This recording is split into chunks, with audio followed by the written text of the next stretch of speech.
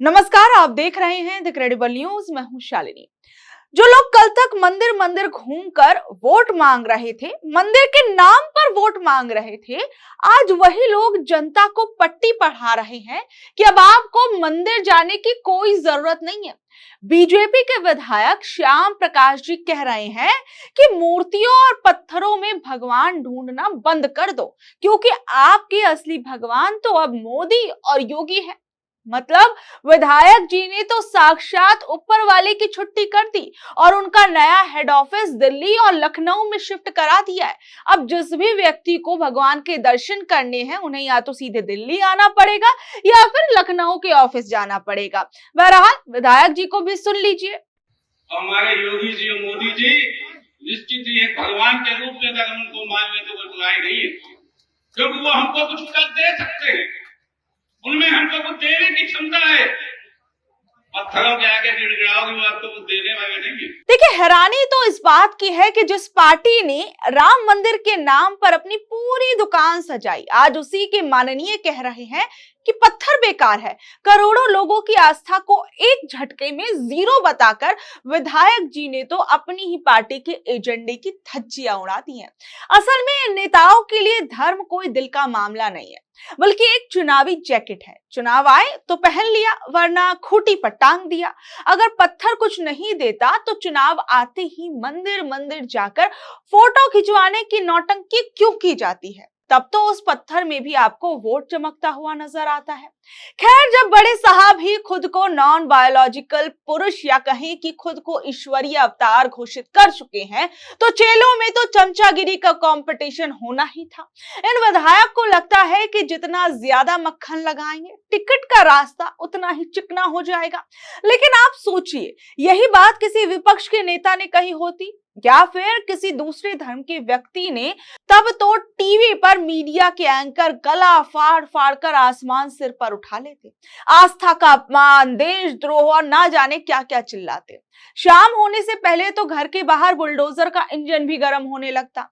पर यहाँ तो धर्म के खास ठेकेदार हैं। आप लोगों को याद होगा कि किस तरीके से कुछ समय पहले बीजेपी के विधायक नरेश अग्रवाल ने तो विधानसभा के अंदर भगवान को विस्की और रम से जोड़ डाला था कि विस्की में विष्णु बसे, विस्की में विष्णु बसे, रम में श्री राम, जिनमें माता जानकी और ठर्रे में हनुमान, सियावल रामचंद्र की। देखिए, बीजेपी के विधायक कहते हैं कि मोदी योगी के पास देने की क्षमता है, लेकिन क्या ये पैसा उनकी अपनी पुश्तैनी खेती से आ रहा है? वो उस गरीब का पैसा है जो नमक की थैली और तेल के डिब्बे पर भी टैक्स भरता है। आप हमारे ही पैसे को प्रसाद बताकर क्या आप लोगों को भिखारी बनाना चाहते हैं?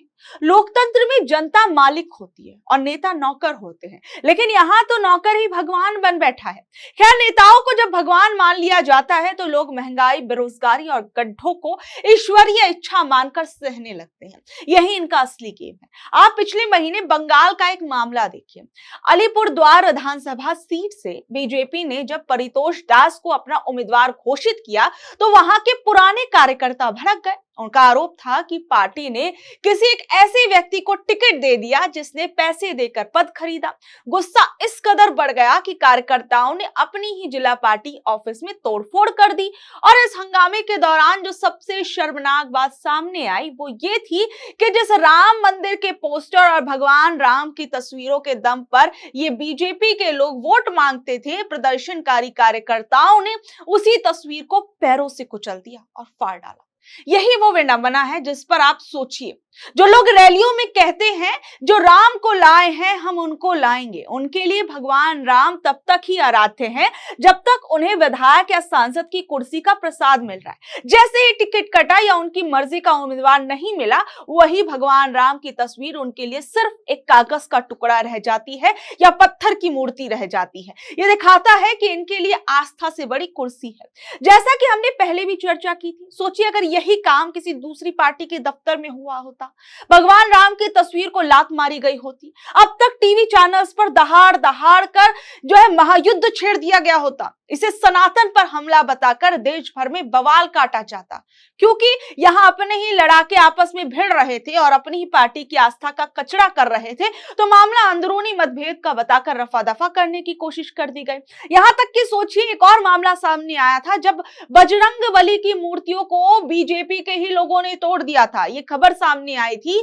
कि कुछ बीजेपी के लोग थे जिन्होंने गलत इरादे से भगवान बजरंगबली की मूर्ति तक को तोड़ डाला था। सोचिए, एक तरफ यूपी के विधायक श्याम प्रकाश जो कह रहे हैं कि पत्थर पूजना बंद करो, मोदी योगी ही असली भगवान है, और दूसरी तरफ आप देखिए कि किस तरीके से अभी अभी रिटायर हुए इलाहाबाद हाई कोर्ट के जस्टिस शेखर यादव, जिन्होंने कठमुल्लो वाला बयान दिया था, वो जज की कुर्सी पर बैठकर ये कह रहे थे कि देश बहुसंख्यकों की मर्जी से चलेगा। उनको लेकर क्या खबर सामने आती है? करीबन 1.5 साल पहले विश्व हिंदू परिषद के कार्यक्रम में जस्टिस शेखर कुमार यादव ने एक धर्म विशेष को लेकर कुछ ऐसी बातें कही थी जिन पर देश भर में काफी विवाद हुआ। मामला इतना बढ़ा कि सुप्रीम कोर्ट ने भी इसका संज्ञान लिया और उनके खिलाफ संसद में महाभियोग का प्रस्ताव तक आ गया। लेकिन हैरानी की बात देखिए कि पिछले 1 साल से ज्यादा समय बीत जाने के बाद भी उन पर कोई ठोस कार्रवाई नहीं हुई।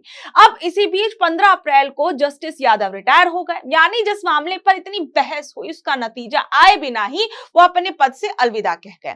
असल विवाद उनके उस भाषण से शुरू हुआ था जिसमें उन्होंने यूसीसी की बात करते हुए कठमुल्लो जैसी टिप्पणियां की थी, जिसमें उन्होंने यूनिफॉर्म सिविल कोड की बात करते हुए कुछ ऐसी टिप्पणियां कर दी थी जिन्हें कई लोगों ने सांप्रदायिक और आपत्तिजनक माना था। उन्होंने यहां तक कहा था कि देश बहुसंख्यकों की इच्छा से चलेगा और कुछ धार्मिक प्रथाओं पर भी कड़ी टिप्पणी की थी। लेकिन जो कठमुल्ला है, जिसे कह लीजिए आप, शब्द गलत है, लेकिन कहने में गुरेज नहीं है, क्योंकि वो देश के लिए घातक हैं, बिगाड़ने वाले लोग हैं, जनता को भड़काने वाले लोग हैं, देश आगे न बढ़े इस प्रकार के लोग हैं, उनसे सावधान रहने की जरूरत है। उनके शब्दों और लहजे को लेकर खासकर अल्पसंख्यक समुदाय के खिलाफ भेदभाव का आरोप लगा। इस बयान के बाद वकीलों के संगठन और कई राजनीतिक नेताओं ने इसे न्यायिक मर्यादा के खिलाफ बता दिया था। उनका कहना था कि एक जज से उम्मीद होती है कि वो पूरी तरीके से निष्पक्ष और संतुलित रहे, लेकिन यहाँ ऐसा नहीं दिखा। विपक्ष के कई सांसदों ने, जैसे कपिल सिब्बल, दिग्विजय सिंह और अन्य ने